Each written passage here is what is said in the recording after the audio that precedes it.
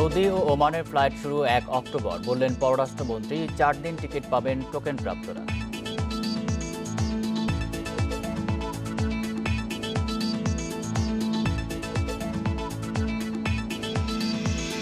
বিশ্বে ফের বেড়েছে করোনা সংক্রমণ। একদিনে মৃত্যু 6,000-এর, শনাক্ত 3,14,500।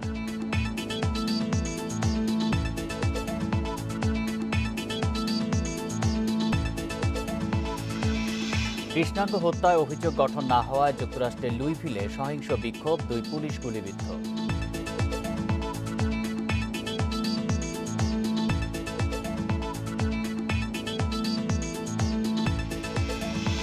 অস্ট্রেলিয়া উপকূলে আটকে পড়া প্রায় 400 তিমির মৃত্যু, 70টি উদ্ধার, বাকিগুলোর অবস্থা সংকটাপন্ন।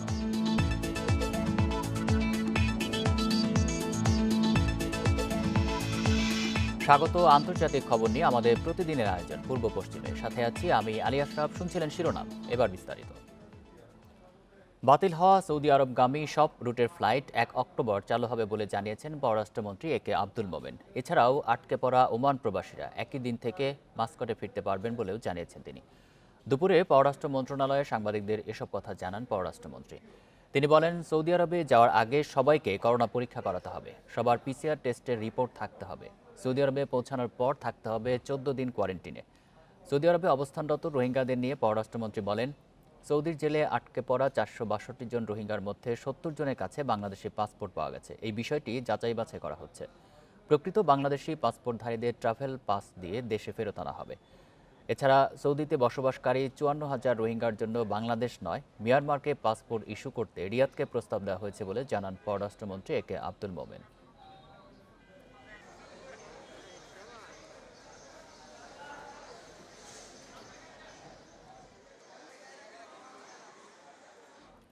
সৌদি এয়ারলাইন্সের টিকিট প্রত্যাশীদের মধ্যে 1 থেকে 500 পর্যন্ত টোকেন প্রাপ্তদের আজ টিকিট দেওয়া হবে বলে জানিয়েছে কর্তৃপক্ষ। আর 501 থেকে 850 পর্যন্ত টোকেন প্রাপ্তদের দেওয়া হবে আগামীকাল। এরপর পর্যায়ক্রমে শনিবার দেওয়া হবে 851 থেকে 1200 এবং রোববার দেওয়া হবে 1201 থেকে 1500 পর্যন্ত টোকেন প্রাপ্তদের টিকিট। সৌদি এয়ারলাইন্স কর্তৃপক্ষ জানিয়েছে, এখন পর্যন্ত 6,000 টিকিট প্রত্যাশীকে টোকেন দেওয়া হয়েছে। তাদের প্রত্যেককেই সিরিয়াল মেনে টিকিট দেওয়া হবে। যারা এখনও টোকেন পাননি তাদের আগামী বৃহস্পতিবার থেকে টোকেন দেওয়া শুরু হবে। এদিকে টিকিট ও টোকেনের বিষয়ে সুনির্দিষ্ট নির্দেশনা থাকলেও রাজধানীর সোনারগাঁও হোটেলে সৌদি এয়ারলাইন্সের বুথের সামনে ভিড় করেছেন অনেক প্রবাসী। তাদের লাইনে দাঁড়ানো এবং শৃঙ্খলা রক্ষায় সহায়তা করছে পুলিশ। ভিড় থাকায় কারওয়ান বাজারে যান চলাচল কিছুটা ব্যাহত হচ্ছে।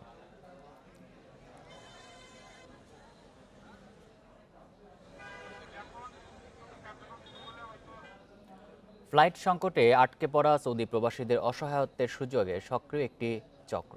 এদের কাছ থেকে স্বাভাবিক মূল্যের অনেক বেশি দামে টিকিট কিনতে হচ্ছে বলে অভিযোগ ভুক্তভোগীদের। বেশি দামে টিকিট বিক্রির সত্যতা স্বীকার করে আইনশৃঙ্খলা বাহিনীকে সক্রিয় হওয়ার অনুরোধ করেছেন বেসামরিক বিমান চলাচল কর্তৃপক্ষ বেবিচক। প্রায় 35,000 সৌদি প্রবাসীর ভিসার মেয়াদ শেষ হচ্ছে 30 সেপ্টেম্বর, কিন্তু ফ্লাইট সংকটে টিকিট পাচ্ছেন না অধিকাংশই। যারা সৌদি এয়ারলাইন্সের টিকিট কিনতে যাচ্ছেন তাদেরও দিতে হচ্ছে বাড়তি দাম। করোনার মধ্যে বিভিন্ন মেয়াদে যারা ছুটিতে এসেছেন তাদের অনেকেই সাথে নিয়ে এসেছিলেন রিটার্ন টিকিট, কিন্তু তারপরও আসন বরাদ্দের জন্য গুনতে হচ্ছে অতিরিক্ত টাকা। এটার দাম বেশি নেওয়ার কারণে সবগুলো টিকিট কালো হাতে চলে গেছে, সব অফিসে ট্রাভেলসে চলে গেছে টিকিটগুলো।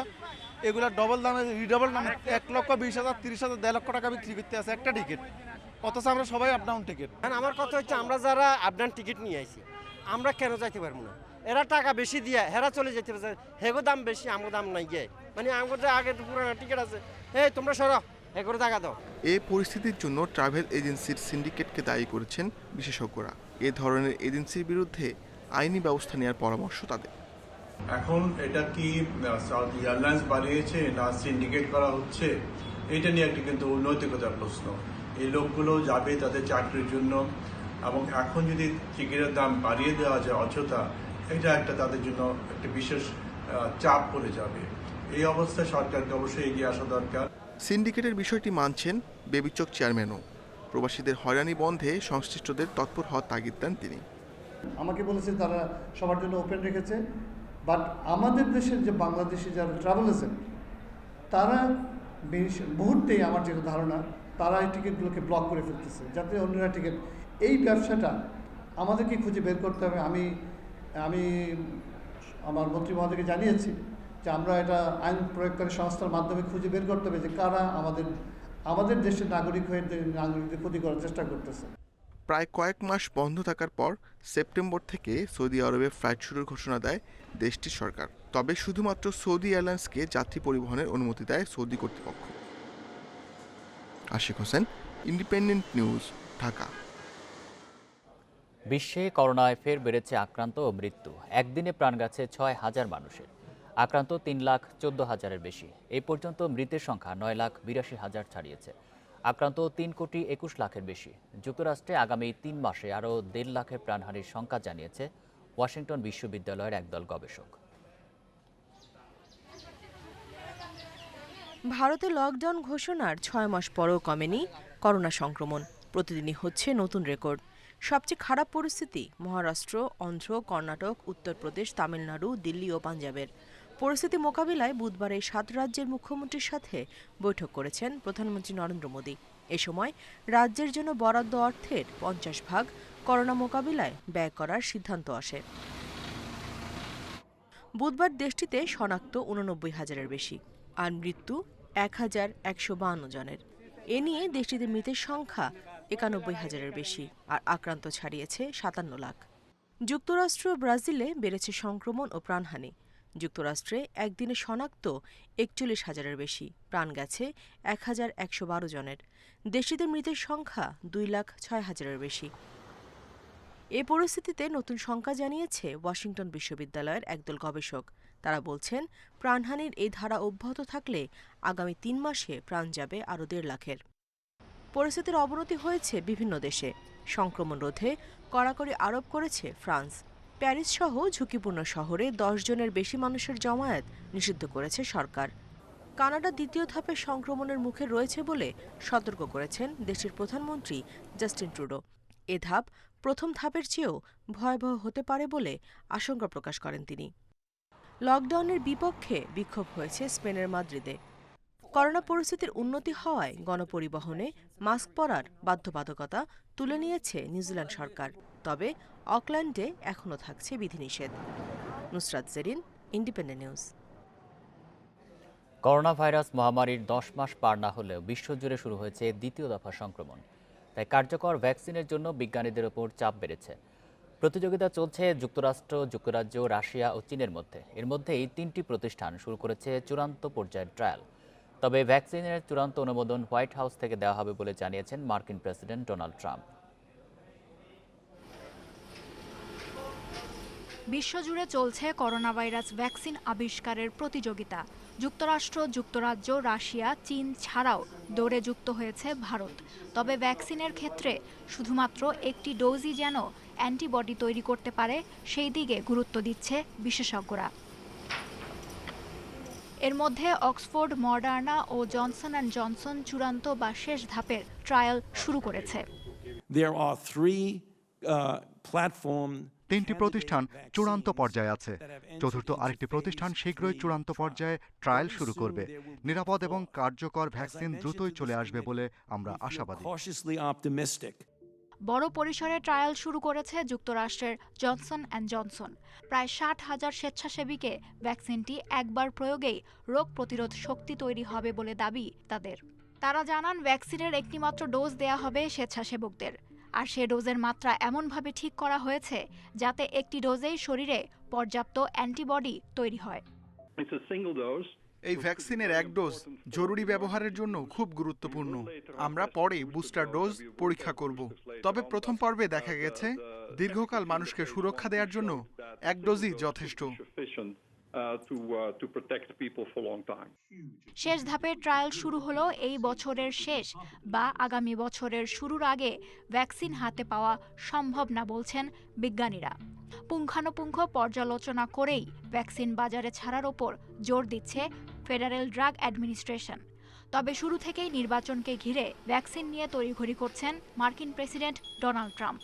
এবং ভ্যাকসিনের চূড়ান্ত অনুমোদনও ফেডারেল ড্রাগ অ্যাডমিনিস্ট্রেশন নয়, হোয়াইট হাউস থেকে দেয়া হবে বলে জানিয়েছেন তিনি। করোনা ভ্যাকসিনের অনুমোদন হোয়াইট হাউস দেবে। সফলভাবে ট্রায়াল শেষ করলেও সব দিক বিবেচনা করে আমরা সেটিকে অনুমোদন দিতেও পারি, নাও পারি। মানুষের সুস্থতার উপর আমরা সর্বাধিক গুরুত্ব দিচ্ছি। তবে বিজ্ঞানীরা এবং বিশেষজ্ঞরা বলছেন বিষয়টি নিয়ে তাড়াহুড়া করলে হিতে বিপরীত হতে পারে। তাই কার্যকর, মানসম্মত এবং নিরাপদ ভ্যাকসিন আবিষ্কারে রাজনৈতিক হস্তক্ষেপ না করাই শ্রেয়। Lutfa Fauzia, independent news. কৃষ্ণাঙ্গ হত্যার প্রতিবাদে আবারও রণক্ষেত্রে পরিণত হয়েছে যুক্তরাষ্ট্রের কেন্টাকি রাজ্যের লুইভিল। কৃষ্ণাঙ্গ ব্রেওনা টেইলার হত্যার ঘটনায় কারো বিরুদ্ধে আনুষ্ঠানিক অভিযোগ গঠন না হওয়ায় রাজপথে নামে কয়েক হাজার মানুষ। কারফিউ না মেনেই চলে বিক্ষোভ। এ সময় গুলিবিদ্ধ হন 2 পুলিশ সদস্য, তবে তাদের অবস্থা শঙ্কামুক্ত বলে জানিয়েছে কর্তৃপক্ষ। এই ঘটনায় একজনকে গ্রেপ্তার করা হয়েছে। গত 13 মার্চ 26 বছর বয়সী স্বাস্থ্যকর্মী ব্রেওনা টেইলারের বাড়িতে ঢুকে তাকে কয়েক দফা গুলি করেন পুলিশ সদস্য ব্রেট হ্যাঙ্কিসন। এতে মারা যান টেইলর। তবে বুধবার ব্রেট সহ 3 পুলিশ সদস্যের বিরুদ্ধে হত্যার অভিযোগ না এনে ঝুঁকিপূর্ণ অভিযান চালানোর অভিযোগ আনেন রাজ্যের গ্র্যান্ড জুরি। এরপরে রাজপথে নামেন বিক্ষুব্ধরা। পরিস্থিতি নিয়ন্ত্রণে লুইভিলে জারি করা হয়েছে জরুরি অবস্থা। মোতায়েন রয়েছে ন্যাশনাল গার্ডের সদস্যরা।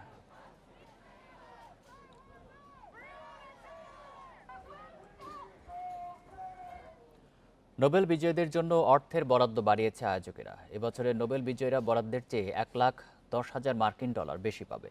এদিকে করোনা মহামারীর কারণে চলতি বছরের নোবেল পুরস্কার বিতরণের অনুষ্ঠান সরাসরি হওয়ার বদলে অনলাইনে অনুষ্ঠিত হবে। মনোনীতরা নিজ নিজ দেশ থেকে ভার্চুয়ালি অংশ নেবেন বলে জানিয়েছেন আয়োজকেরা।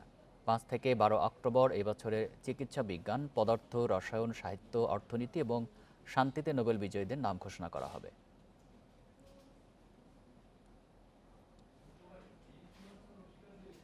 ভোটের স্বচ্ছতা নিয়ে গণবিক্ষোভ বা ক্ষমতা থেকে সরে দাঁড়ানোর আন্তর্জাতিক আহ্বান সবকিছু উপেক্ষা করে টানা 6ষ্ঠ মেয়াদে বেলারুশের প্রেসিডেন্ট হিসেবে শপথ নিলেন আলেকজান্ডার লুকাশেঙ্কো। তবে এই শপথকে অবৈধ বলে নতুন কর্মসূচি দিয়েছেন বিক্ষোভকারীরা। আর এই দুঃসময়ে 66 বছর বয়সী এই শাসকের পাশে দাঁড়িয়েছে রাশিয়া। 1 কোটির কম জনসংখ্যার দেশ বেলারুশ। ভৌগোলিক অবস্থানের কারণে দেশটির বিশেষ গুরুত্ব রয়েছে রাশিয়ার কাছে। ইউরোপে রাশিয়ার তেল গ্যাস রপ্তানির পাইপলাইন গেছে বেলারুশের মধ্য দিয়ে। 1994 সালে বেলারুশের প্রথম প্রেসিডেন্ট নির্বাচিত হন আলেকজান্ডার লুকাশেঙ্কো। এরপর পুনর্নির্বাচিত হয়েছেন আরও 5 বার। সবশেষ চলতি বছরের 9 আগস্টের ভোটে তার 80% সমর্থন পাওয়ার কথা জানায় দেশটির নির্বাচন কমিশন।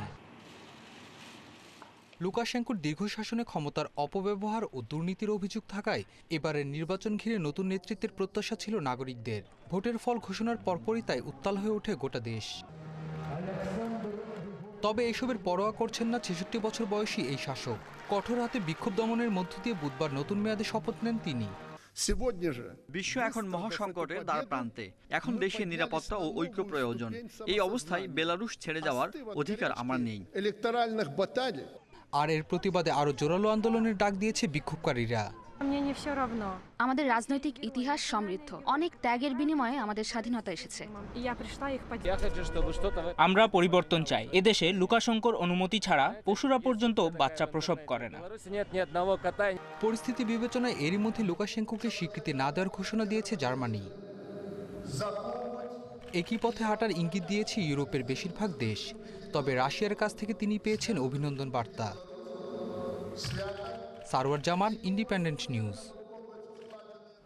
অস্ট্রেলিয়ার তাসমানিয়া উপকূলে আটকে পড়া প্রায় 500 তিমির 380টিরই মৃত্যু হয়েছে। এর আগে একসঙ্গে এত তিমির মৃত্যু দেখেনি বিশ্ব। বৃহস্পতিবার 70টি তিমিকে নিরাপদে সাগরে পাঠানো হয়েছে। এখনও উদ্ধার অভিযান চলছে। বাকিগুলোর অবস্থাও সংকটাপন্ন বলে জানিয়েছে দেশটির কর্তৃপক্ষ। ধারণা করা হয় মাছ শিকারে প্রলুব্ধ হয়ে উপকূলে আসে তিমি। এক পর্যায়ে আটকা পড়ে বালুতটে। আর পাইলট তিমি দলবদ্ধভাবে চলাফেরা করায় আটকে পড়লে দেখা দেয় বড় সংকট। তাসমানিয়ার ম্যাককুরি হেডস উপকূলে সোমবার সন্ধান মিলে 270টি তিমির। 24 ঘন্টার ব্যবধানে প্রায় 10 কিলোমিটার দূরে আটকা পড়ে আর 200-র বেশি। মঙ্গলবার থেকে এসব তিমিকে গভীর সমুদ্রে ফেরত পাঠানোর চেষ্টা করছেন উদ্ধারকর্মীরা। আমরা আপ্রাণ চেষ্টা করছি। একটি তিমিকেও মরতে দিতে চাই না, তবে কাজটা বেশ কঠিন। গড়ে 22 ফুট লম্বা এক একটি পাইলট তিমির ওজন প্রায় 3000 কেজি। পানিতে না থাকলে এই ওজনই তাদের বিপদের কারণ হয়ে দাঁড়ায়। তিমিগুলো যতক্ষণ পানিতে আছে ততক্ষণ আশা আছে। উদ্বেগের বিষয়, অল্প পানিতে সময়ের সঙ্গে সঙ্গে ওরা দুর্বল হয়ে পড়ছে। 1935 সালে এই উপকূলে 294টি পাইলট তিমি আটকা পড়েছিল। সবশেষ 2009 সালে আটকা পড়ে অন্তত 200 তিমি। সারওয়ার জামান, ইন্ডিপেন্ডেন্ট নিউজ। এই ছিল পূর্ব পশ্চিমে। ইন্ডিপেন্ডেন্ট টেলিভিশনের সব খবরের আরও বিস্তারিত জানতে চোখ রাখুন ফেসবুক, ইউটিউব এবং টুইটারে। ধন্যবাদ সবাই।